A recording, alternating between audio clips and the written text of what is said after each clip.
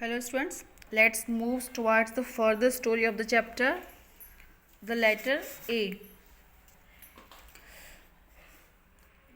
Taking another piece of chalk from Mona, she hesitated, then very deliberately drew on the floor in front of me the single letter A. Copy that, she said, looking steadily at me. Copy it, Christy.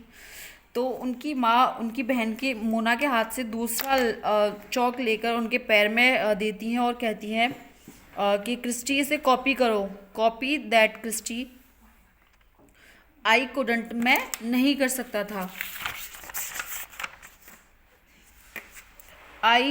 I looked about me, looked around at the faces that were turned towards me, tense, excited faces that were at the moment frozen, immobile, eager, waiting for a miracle in their midst.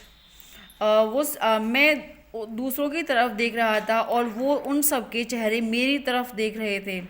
चिंतित, उत्साहित चेहरे जो कि चाहते थे कि मैं कुछ ऐसा करूं जिससे कि कुछ मिरेकल हो जाए. The stillness was profound. The room was full of the flame and shadow that danced before my eyes and lulled my taut nerves into a sort of waking asleep. I could hear the sound of water tap dripping in the pantry, the loud ticking of the clock on the mantelshelf, and the soft hiss of crackle of the logs on the open hearth. तो वहाँ पर वो कहते हैं कि इन सारी चीज़ों का मेरे ऊपर बहुत प्रभाव पड़ा कि वो सारे लोग उत्साहित होकर मेरी तरफ देख रहे थे और वहाँ पर मुझे हर चीज़ की आवाज़ महसूस हो रही थी क्योंकि कमरे में पूरे में बहुत ही शांति थी.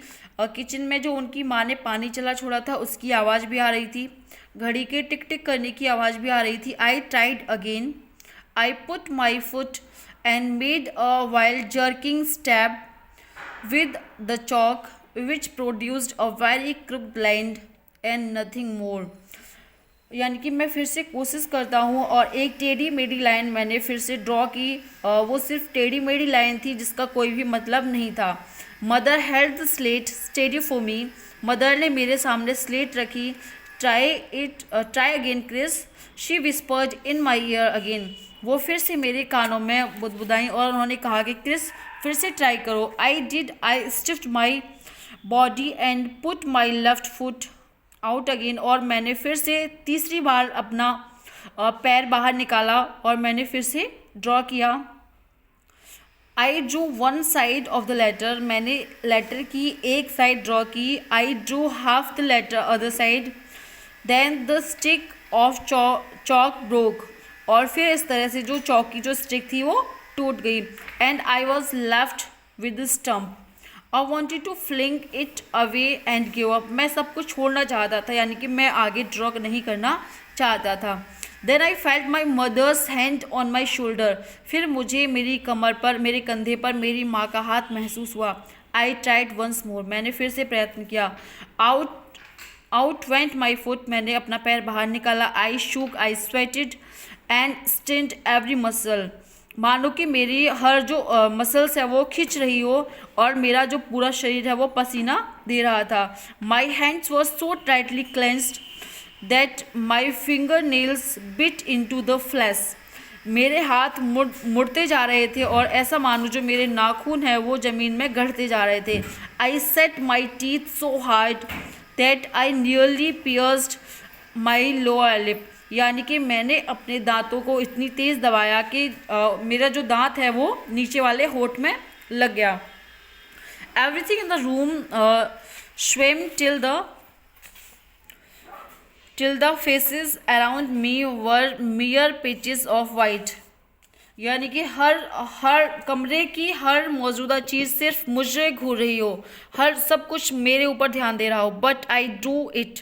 लेकिन मैंने इसे ड्रॉ कर दिया, मैंने इसे बना दिया. द लेटर ए, यानी कि मैंने ए को बना दिया. There it was on the floor before me. यानी कि मैंने अपने सामने फ्लोर पर इसे ड्रॉ किया था. Shaky the acquired wavy sides and the very uneven centre line, यानी कि टेढ़ी मेढ़ी साइड वाली लाइंस और जो बीच वाली लाइन थी वो भी बहुत ही अनइवन थी, यानी कि बहुत ही टेढ़ी मेढ़ी थी. But it was the letter A, लेकिन ये लेटर ए था. आई लुक्ड अप, मैंने देखा. I saw my mother's face for a moment, मैंने एक क्षण के लिए अपनी माँ के चेहरे को देखा. टीयर्स ऑन हर चीक्स, उसके गालों पर आंसू थे.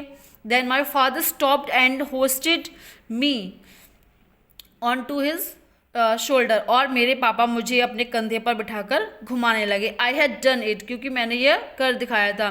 इट हैड स्टार्टेड, अब शुरुआत हो चुकी थी. The thing that was to give my mind its chance of expressing itself, जो चीज़ें मेरे दिमाग ने छोड़ दी थी उनको फिर से शुरू करने का वक्त आ गया था.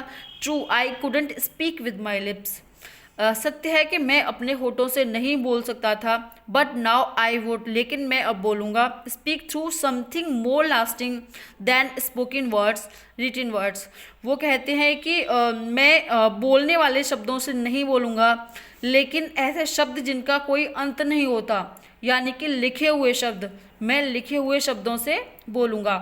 That one letter scrawled on the floor with a broken bit of yellow chalk stripped between my toes was my road to a new world, यानी कि वह एक शब्द जो मैंने फर्श पर बनाया हुआ था टूटे हुए चौक से अपने पैर की उंगलियों में दबाकर, was my road to a new world, यानी कि एक रास्ता था जो कि मुझे नए संसार में ले जाता है. माई की टू मेंटल फ्रीडम, यानी कि मेरी मानसिक आज़ादी. It was to provide a source of relaxation to the tense, यानी कि जिससे मुझे चिंता से मुक्ति मिलेगी. Don't think that was I which panted for expression behind a twisted mouth, यानी कि जो मुँह कुछ भी बोलने के लिए नहीं खुलता था, यानी कि हमेशा बंद रहता था, जिससे कि मैं अपने फीलिंग्स को एक्सप्रेस कर पाऊँगा. ओके, आई होप आपको चैप्टर समझ में आ गया होगा. It was an extract from My left Foot written by Christy Brown, यानी कि क्रिस्टी ब्राउन के द्वारा लिखा गया चैप्टर है, जो कि एक ऑटोबायोग्राफी है, यानी कि उन्होंने खुद के बारे में कहा है, आत्मकथा जिसे हम कहेंगे हिंदी में. ओके.